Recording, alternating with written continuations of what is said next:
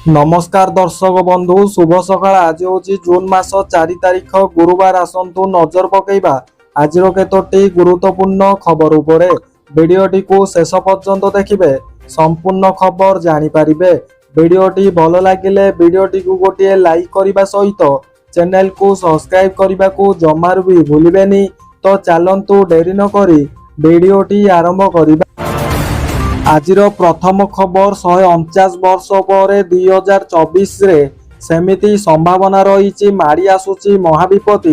महाविपत्ति आसन्न प्रकृति सहित खेलुथिले एबे प्रकृति आम सह खेलिबो। ध्वंस लीला रचिब। 1.5 शताब्दी तले घटिथिबा महाविपर्जयर हेबो रिपीट। 1877 मसीह अधा पृथ्वी को ग्रास करिथिला कला बादल। पाखापाखि 2 कोटी लोकंको जीवन नैथिला। एबे इतिहास कड़ले उठुची। 149 वर्ष पर 2026 रे सेमिति संभावना देखा देइची। परवर्ती खबर यात्रीगण ध्यान दियंतु। ट्रेन चलाचल रे हेला अस्थायी परिवर्तन। देखंतु तालिका।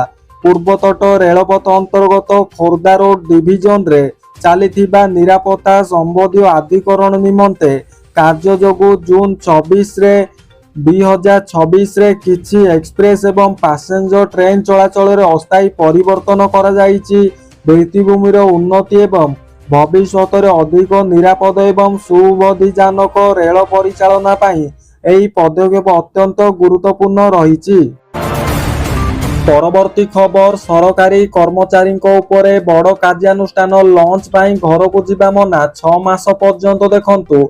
इंधन बिजुली एवं अत्यावश्यक संपदर सीमित तथा मितव्यय व्यवहार सुनिश्चित करने राज्य सरकार सरकारी कर्मचारी नुआ मार्गदर्शिका जारी करिसंती। या अधीन 6 मास पर्यंत विदेश यात्रा उपरे कटकणा लगा जाइछि एवं कर्मचारी माननकु मध्याह्न भोजन पाई घर को जीवाकू बारण करा जाइछि। परवर्ती खबर एल निनो प्रभाव रे जून रु सेप्टेम्बर मध्य कमिब वर्षार परिमाण। ओडिशा कथा एमिति कहले आईएमडीजी। चलित वर्ष मौसुमी प्रभाव समय एल निनो सृष्टि हेबार संभावना रही। एथिजोगु जून सेप्टेम्बर मध्य वर्षार परिमाण कम रहिबो बोली भारतीय पाणीपाग विभाग आकलन करिछि। एहाकु नै प्रतिक्रिया रखिछन्ति IMD DG doctor Mrityunjay Mohapatra. से कहिसंती एल निनो प्रभाव रे 10% कम वर्षा हेबो बोली कहिसंती। परवर्ती खबर ए सबु जिल्ला रे प्रबल वर्षिब। भारतीय पाणीपाग विभाग बुधवार राज्यर विभिन्न जिला पाई झड़ वर्षार आकलन करिछि।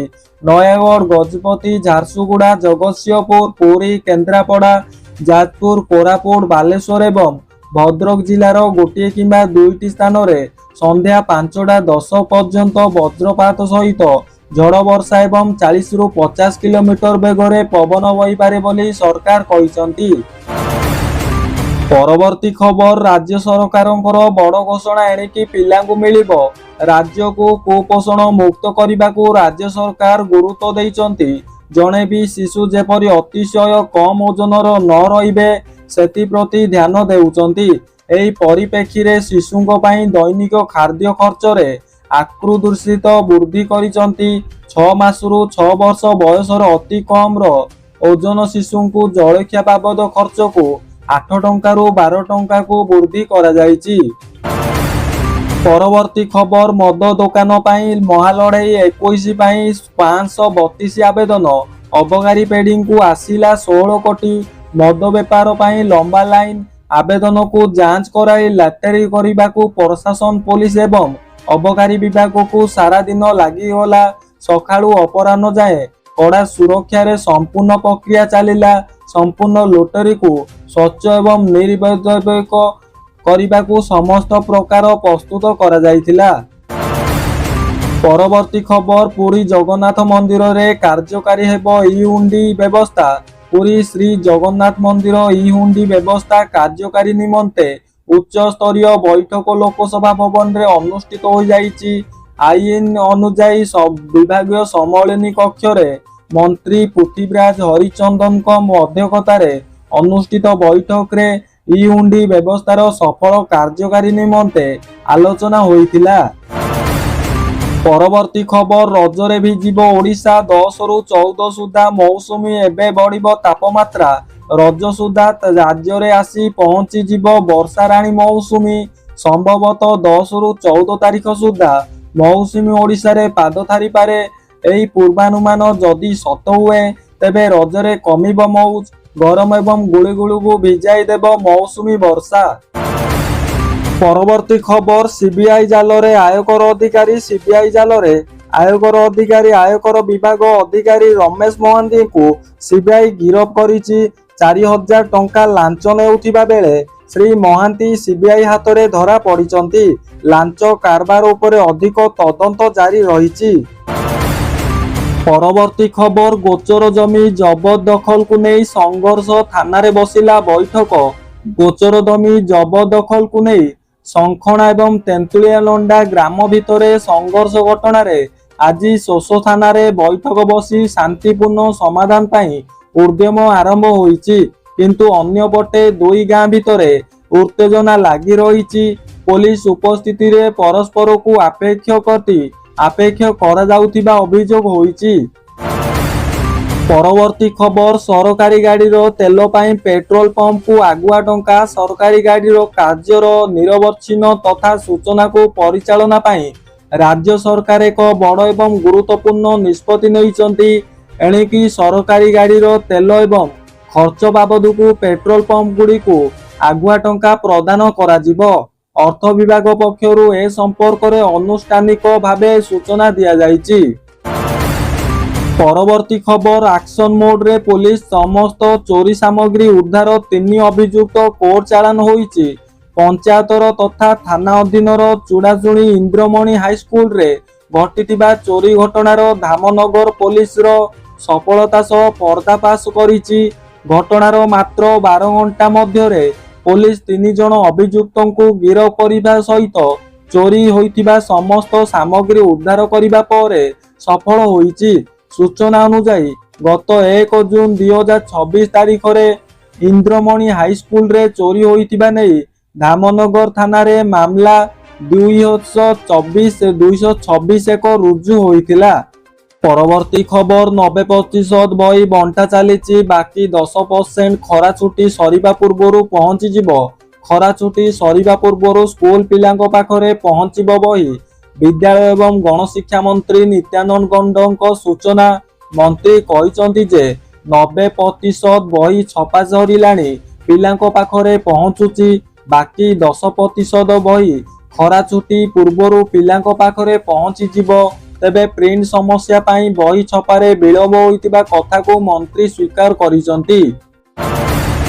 ପରବର୍ତ୍ତୀ ଖବର ବଡ଼ସାହି ବିଡିଓ ନିଲମ୍ବିତ। ଏସ୍ଆଇର କାମରେ ଅବହେଳା ପାଇଁ ମୟୂରଭଞ୍ଜ ଜିଲ୍ଲା ବଡ଼ସାହି ବିଡିଓ ବନାଜ ଦାସଙ୍କ ନିଲମ୍ବିତ। ବଡ଼ସାହିର ବିଡିଓ ତଥା ସରକାରୀ ନିର୍ବାଚନ ପଞ୍ଜୀକରଣ ଅଧିକାରୀ ବନଜା ଦାସ ଦାୟିତ୍ୱରେ ଅବହେଳା ଏବଂ ଶୃଙ୍ଖଳାଗତ ତ୍ରୁଟି ପାଇଁ ନିଲମ୍ବିତ କରିବେ ବୋଲି ମୁଖ୍ୟ ନିର୍ବାଚନ ଅଧିକାରୀ RS ଗୋପନାଥ ଏନେଇ ମୟୂରଭଞ୍ଜ ଜିଲ୍ଲାପାଳଙ୍କୁ ଚିଠି ମାଧ୍ୟମରେ ନିର୍ଦ୍ଦେଶ ଦିଆଯାଇଛି। ପରବର୍ତ୍ତୀ ଖବର ବାଲୁଗାଁରୁ ବ୍ରାଉନ ସୁଗର ଜବତ, ଅଭିଯୁକ୍ତ ଗିରଫ ହୋଇଛନ୍ତି। ଖୋର୍ଦ୍ଧା ଜିଲ୍ଲାରେ ଧଳା ଜହର ଏବଂ ବ୍ରାଉନ ସୁଗର କାରବାର ବୃଦ୍ଧି ପାଉଥିବା ବେଳେ ଚିଲିକା ଅଞ୍ଚଳ ମଧ୍ୟ ଏଥିରୁ ବାଦ ପଡ଼ିନି।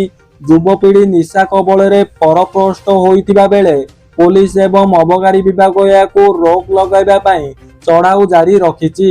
ତେବେ ବାଲୁଗାଁ ନୂତନ ICI ଶ୍ରଦ୍ଧା ନାୟକଙ୍କ ପ୍ରଚେଷ୍ଟା ଦ୍ୱାରା ଆଜି ଏକ ବ୍ରାଉନ ସୁଗର ବେପାରୀ ପୋଲିସ ହାତରେ ଧରାପଡ଼ି ଗିରଫ ହୋଇଛନ୍ତି। ପରବର୍ତ୍ତୀ ଖବର ଓଡ଼ିଶାର ଭିତ୍ତିଭୂମି ବିକାଶର ଏକ ନୂତନ ଅଧ୍ୟାୟ ଆରମ୍ଭ ହେଉଛି। ମୁଖ୍ୟମନ୍ତ୍ରୀ କହିଛନ୍ତି କେନ୍ଦ୍ର କ୍ୟାବିନେଟ ବୈଠକରେ କୋଷ୍ଟାଲ ହାଇୱେ ପ୍ରକଳ୍ପକୁ ଅନୁମୋଦନ ମିଳିଛି। ପ୍ରଧାନମନ୍ତ୍ରୀ ନରେନ୍ଦ୍ର ମୋଦିଙ୍କ ଅଧ୍ୟକ୍ଷତାରେ ଅର୍ଥନୈତିକ ବ୍ୟାପାର ଏବଂ କ୍ୟାବିନେଟ କମିଟି ଦ୍ୱାରା ରାମେଶ୍ୱରରୁ ପାରାଦୀପ ପର୍ଯ୍ୟନ୍ତ 8,300 କୋଟି ଟଙ୍କାର ଉପକୂଳ ରାଜପଥକୁ ଅନୁମୋଦନ ମିଳିଛି। ପରବର୍ତ୍ତୀ ଖବର କବିସୂର୍ଯ୍ୟନଗର ଥାନାର ସବୁ କର୍ମଚାରୀଙ୍କୁ ବଦଳି କରାଯାଇଛି। ଗଞ୍ଜାମ ଜିଲ୍ଲା କବିସୂର୍ଯ୍ୟନଗର ଥାନା ହାଜତରେ ପୋଲିସର ନିର୍ଘାତ ମାଡ଼ରେ ଜଣେ ଦିବ୍ୟାଙ୍ଗ ଯୁବକଙ୍କ ମୃତ୍ୟୁ ମାମଲାରେ ସରକାର କାର୍ଯ୍ୟାନୁଷ୍ଠାନ ନେବା ଆରମ୍ଭ କରିଛନ୍ତି। ଏହି ମାମଲାରେ ସରକାର 3 ଜଣ ପୋଲିସ କର୍ମଚାରୀଙ୍କୁ ନିଲମ୍ବିତ କରିଥିଲେ। ଏବେ ଥାନାର ସମସ୍ତ କର୍ମଚାରୀଙ୍କୁ ବଦଳ କରାଯାଇଛି। ବାଲିସାହି ଫାଣ୍ଡିର ସବୁ କର୍ମଚାରୀ ବି ବଦଳିଲେ। ପରବର୍ତ୍ତୀ ଖବର, ଓଡ଼ିଶାକୁ କେନ୍ଦ୍ରର ନୂଆ ଭେଟି, ଉପକୂଳ ରାଜପଥକୁ କ୍ୟାବିନେଟ୍ ମଞ୍ଜୁରୀ। ଓଡ଼ିଶାକୁ କେନ୍ଦ୍ରର ନୂଆ ଭେଟି, ରାଜ୍ୟରେ ନୂଆ ଉପକୂଳ ରାଜପଥକୁ କ୍ୟାବିନେଟ୍ ମଞ୍ଜୁରୀ କରିଛି। ରାମେଶ୍ୱରରୁ ପାରାଦୀପ 163 କିଲୋମିଟର ରାସ୍ତା ପାଇଁ କେନ୍ଦ୍ରର ମଞ୍ଜୁରୀ ରହିଛି। ନୂଆ ଉପକୂଳ ରାଜପଥ ପାଇଁ ମୋଟ ବ୍ୟୟ ଅଟକଳ 8,300 କୋଟି ବ୍ୟୟ ବରାଦ କରାଯାଇଛି। ଏହି ରାଜପଥ ରାମେଶ୍ୱର ଠାରୁ ଆରମ୍ଭ ହୋଇ ପଶ୍ଚିମବଙ୍ଗର ଦୀଘା ପର୍ଯ୍ୟନ୍ତ ଯିବ ବୋଲି ସରକାର କହିଛନ୍ତି।